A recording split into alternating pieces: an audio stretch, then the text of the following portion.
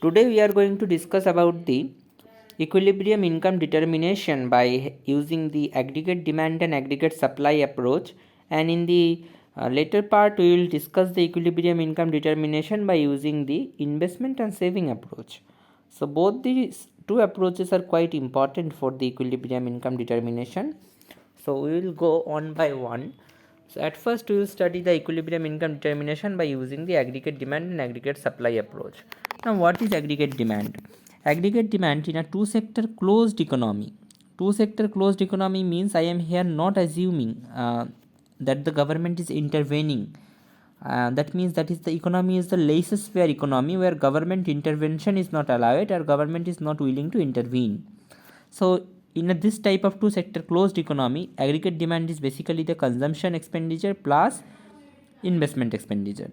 If the government was intervening, then the aggregate demand would have become consumption expenditure plus investment expenditure plus government expenditure.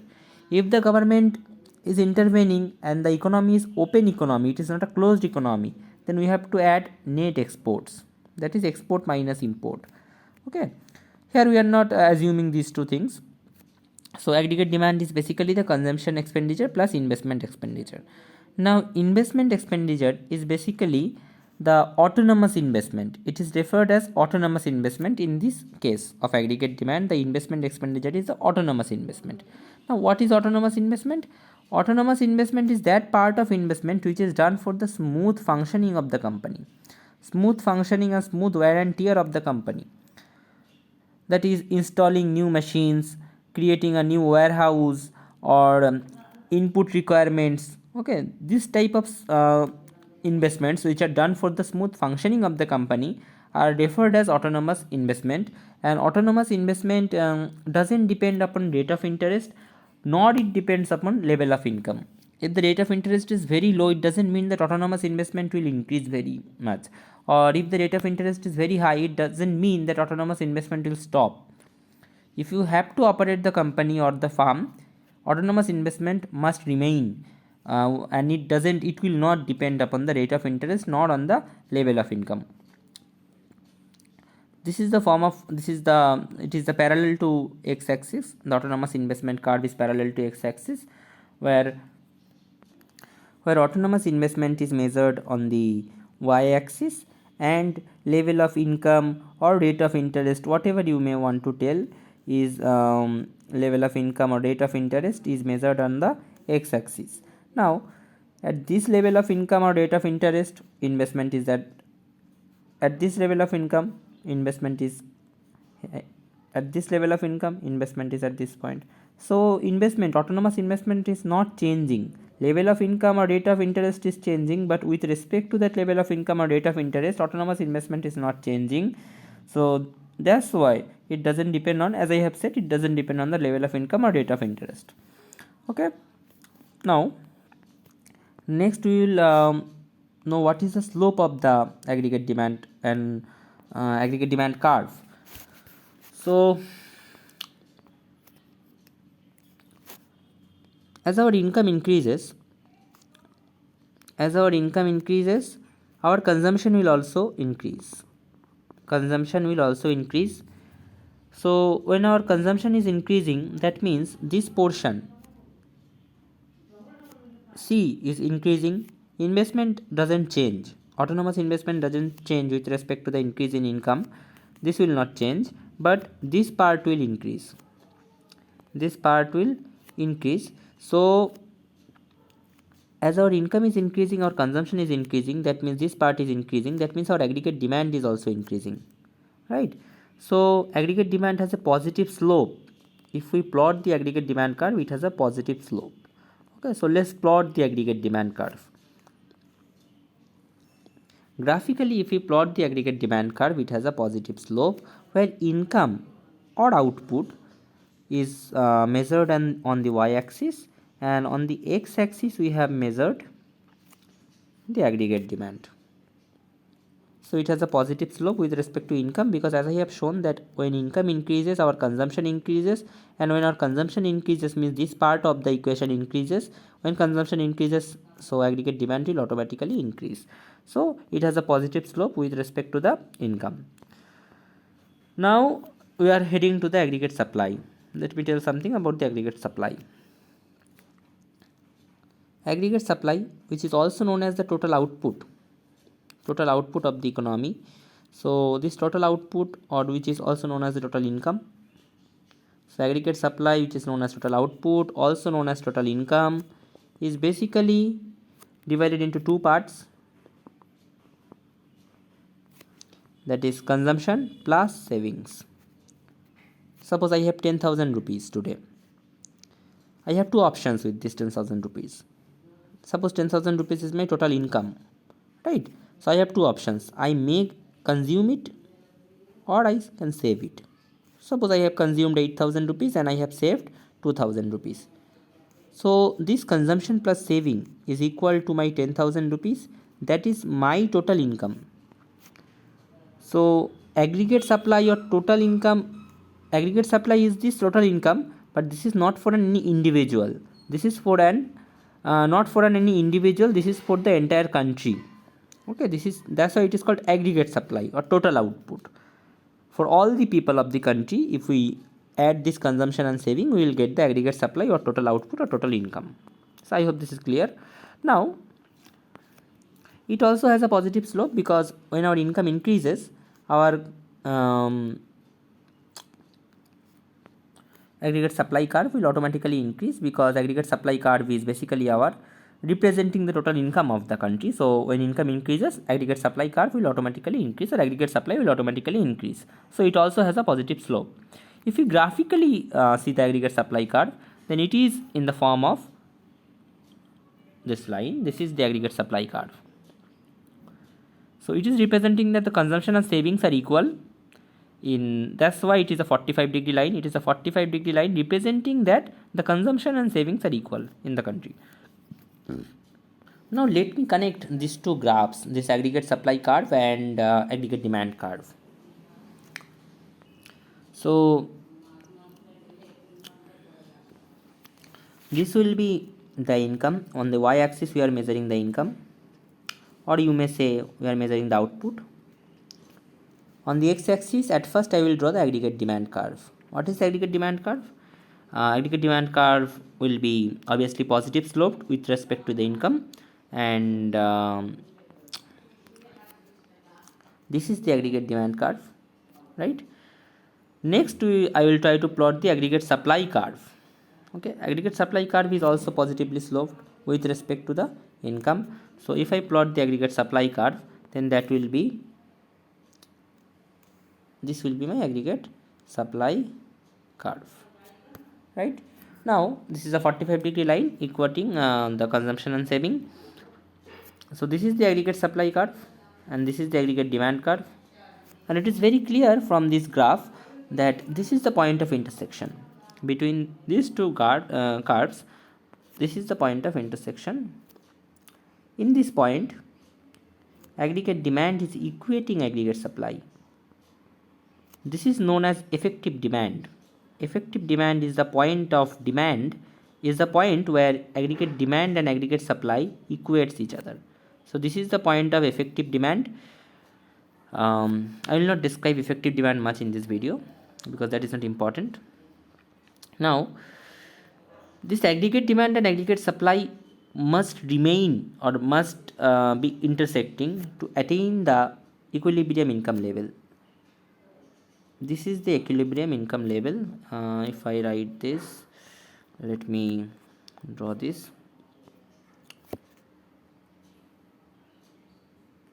This is the equilibrium income level.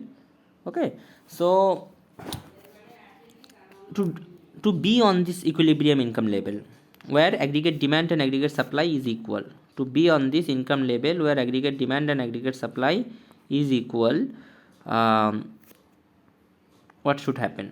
Now this is at this point aggregate demand and aggregate supply is equal, and at this point we are getting the equilibrium income level, which is in this point. Now let me show what happens if aggregate demand is greater than aggregate supply. What happens when aggregate demand is greater than aggregate supply, then what really happens, and when we will be in this type of situation, how we will be back in the equilibrium. So we are in this portion, in this portion, as you can see, that aggregate demand curve is above the aggregate supply curve. This is the aggregate demand curve, right? Sorry, this is the aggregate demand curve, right? And this is the aggregate supply curve. So aggregate demand curve is above the aggregate supply curve. This means at this point aggregate demand is greater than aggregate supply. Now let me explain how it actually works and how we will be able to back in the equilibrium from this situation of aggregate demand greater than aggregate supply. That means when aggregate demand is greater than aggregate supply, suppose I am at this point where aggregate demand is greater than aggregate supply, or this point when aggregate demand is greater than aggregate supply, how will I be able, or how will the economy be able to back in the point of equilibrium where aggregate demand is equal to aggregate supply? Okay, so let us show that. So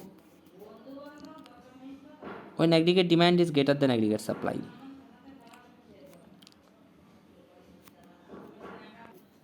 now suppose the total demand in the market is of 20,000 rupees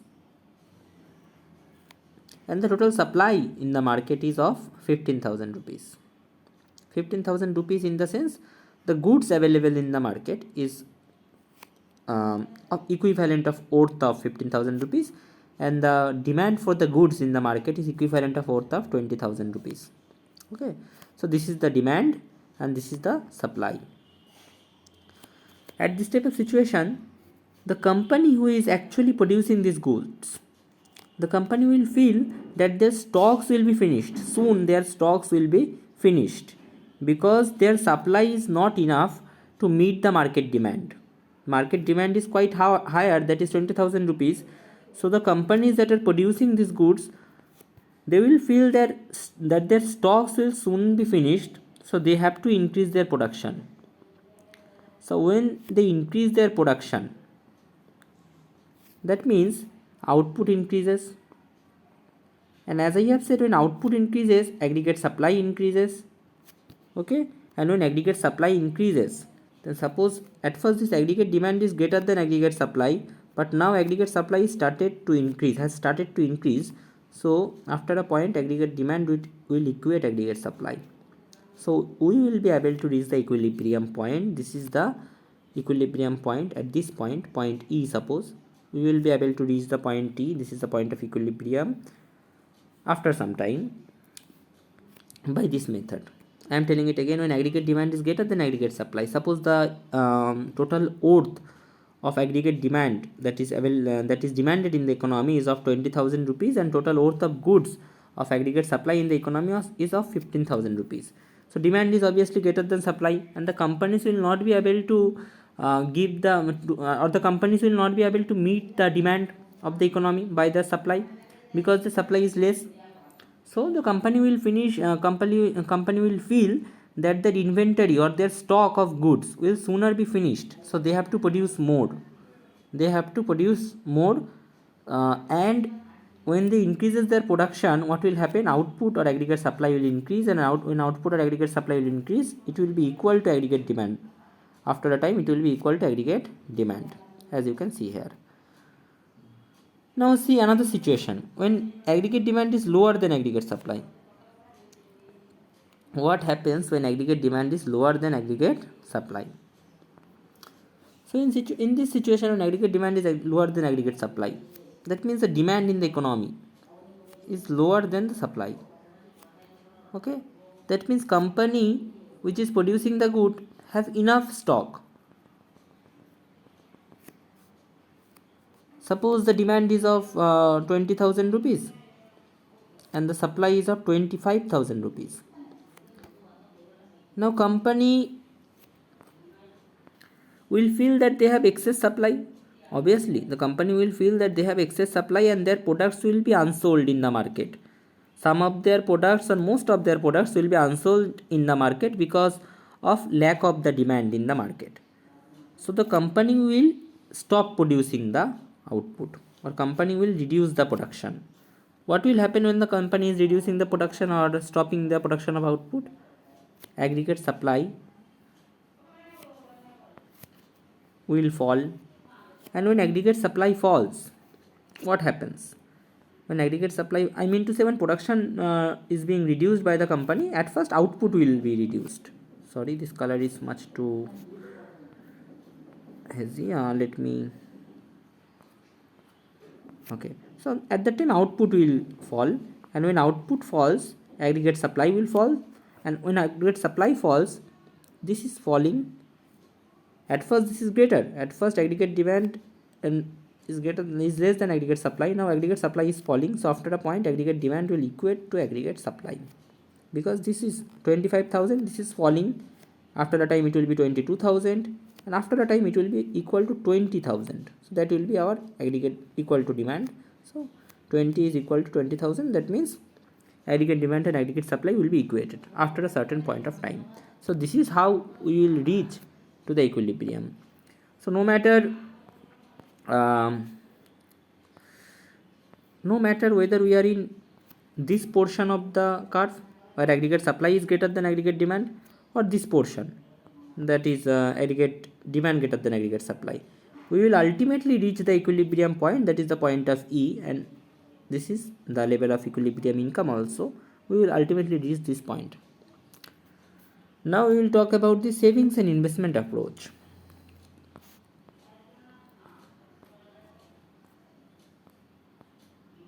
So saving and investment approach.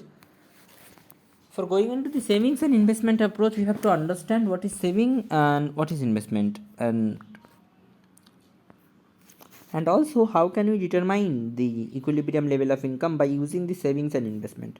Now equilibrium level of income is determined where planned saving and planned investment are equal. What am I saying here? Equilibrium level of income is determined where let me write, sorry, equilibrium level of income, that is determined at a point where savings is equal to investment. Savings is equal to investment. Now this is very easy to understand from this point, but at first let me tell about the savings. What is savings? Savings is a function of income, as we know, because it depends on income. How much will you save? It will depend on your income. If your income is higher, you will save more. If your income is very lower, then you will not be able to save that much. So with respect to the income, saving has a positive slope, because if your income increases, your saving will also increase. If your income decreases, your saving will also decrease. So savings has a positive slope. With respect to the income, saving has a positive slope if we plot it graphically. And investment here referred, it is also in just like the previous case, it is the autonomous investment. What is autonomous investment? Autonomous investment, as I have told earlier, that autonomous investment doesn't depend on income, or it doesn't depend on the level of rate of interest. It is done for the smooth wear and tear of the company and smooth functioning of the company, installing requirements, warehouses, making new warehouses, installing new machines. Okay, these are the autonomous investments that are required to be done for the smooth functioning of the company. Okay, so it is not affected by the income or output or employment or any kind of rate of interest. So let us draw the graphical representation of both of these.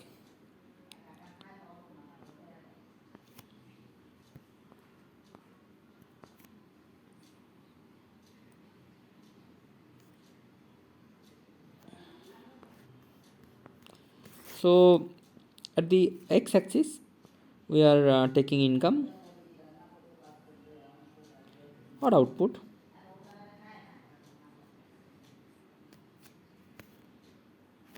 on the y-axis we are taking savings at first. Okay, now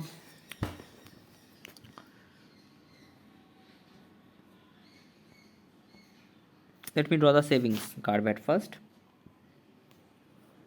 So this is the savings curve which has a positive slope, but as you can see, this is at this portion savings is negative, because at this portion we are actually dissaving. At this portion our consumption is actually greater than our income, and we are not actually doing any kind of earning in this portion. So we are actually dissaving. We are dissaving from the past. So at this portion consumption is greater than income and savings is negative. So this is the savings curve, which is the function of income, as you know. Let me draw the investment curve there. Now it is the autonomous investment, and as you know, autonomous investment is not depending on income or rate of interest or output. So autonomous investment curve will be parallel to the x-axis. So if we draw the autonomous investment curve, then that will be the autonomous investment curve. Okay, so this is the investment curve. Right. Now, if you see, this is the point. This is the point. This is the point E. Suppose this is the point where investment and saving is equal, and this is the point where we can get the equilibrium level of income. Right. So from this point we can get the equilibrium level of income. So suppose this is the equilibrium level income at point D. Okay. Now equilibrium level of income is at point E. Now this is very easy to understand from this point. Now there are two situations that can arise. Well, there are three situations. Let me tell about these three situations one by one. We may be in this point, we may be in this point, or we may be in this point. Okay, there are the three situations. Now what happens when we are in this point? In this point, saving and investment is equal. So we are at the equilibrium level of income. We are at the equilibrium level of income.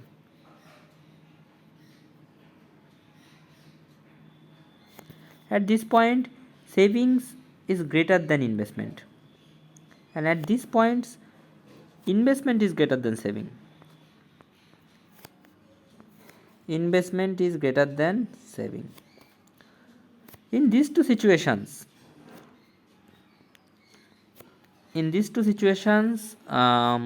where savings is not equal to investment, what can happen? Ultimately, we will be back in the point where saving is equal to investment. But how will be it possible? How will be able to back to the point of equilibrium where saving is equal to investment? That is the point of concern now. So suppose we are at this portion where investment is greater than saving. Okay, so when we are in this portion, how will we be back or how will we be able to back to the point where saving is equal to investment? Let us see that. So let me write in a new slide. Suppose investment is greater than saving. Right. So suppose investment is greater than saving, what will happen here? Now I am going to add consumption on both the sides of the inequality. Suppose I have added consumption on both the sides of the equality. Now it will become consumption plus investment on the left hand side, and on the right hand side we will get consumption plus saving. Now consumption plus investment, we know this is aggregate demand, and consumption plus saving, we know this is aggregate supply. So aggregate demand is greater than aggregate supply. When aggregate demand is greater than aggregate supply, what will happen? We know when that aggregate demand is greater than aggregate supply, that means the stock is finished. The demand is quite higher and the supply is quite less. That means the companies which are actually producing the goods, their stocks are completely finished and their inventories are completely finished. So the companies will produce more output, right? So what will happen in the next step? The companies will produce more output and their production will increase. So when their production increases, their output increases, right? And when our output is increasing, that means our national income will also increase. That means the Y, that is the national income, that is increasing. So when the national income increasing, that means automatically the savings will increase. Okay. So when the savings will increase, that means at first the saving is lower than investment, right? Savings is lower than investment. So suppose the investment is 100 rupees and savings is 80 rupees. Now this 80 rupees is savings is actually increasing. So at first it will be 90 and then after a point it will be 100. That is equivalent to the investment. So after a point investment is equal to the savings. Okay. So the equality between investment and saving has been obtained, and we have reached the point of equilibrium income. Okay. And in the next point, suppose we are in this portion, let me draw it with a different color. Suppose we are at this point where savings is greater than investment. What will happen when savings is greater than investment? What will happen? Let us show that. Suppose savings is greater than investment. Now what will happen? Suppose savings is greater than investment. That means if I add consumption in both the sides, as I have done earlier also, then this becomes aggregate demand, this becomes aggregate supply. So aggregate supply is greater than aggregate demand. Then the farms who are actually trying to sell the products in the market, their supply is quite higher, but the people who are actually buying these products, they are not willing to buy these products anymore. Their demand is quite lower, so they are not buying these products. So what will happen here? The farms will reduce their production. Production will be reduced by the farms. So output will also reduce. That means the farms are reducing their production, so the output will also be reduced. What will happen next? National income is also getting reduced. Savings is also getting reduced. Right? When output is getting reduced, that means our national income is also getting reduced. That means our savings are also getting reduced. So at first saving is greater than investment, as it is shown that saving is greater than investment as it is referred here. So suppose savings is greater than investment. So suppose savings is 100 rupees and investment is 98 rupees, or maybe 90 rupees. What will happen? Savings is now decreasing. So savings, suppose at first savings is 95, then savings will come after a point, saving will come equal to the investment, that is 90. So we will get the equilibrium level of income again, where we are at this point of equilibrium level of income. So this is the equilibrium income determination by the savings and investment approach. I hope you like the video and watch the other videos of the channel also. Thank you.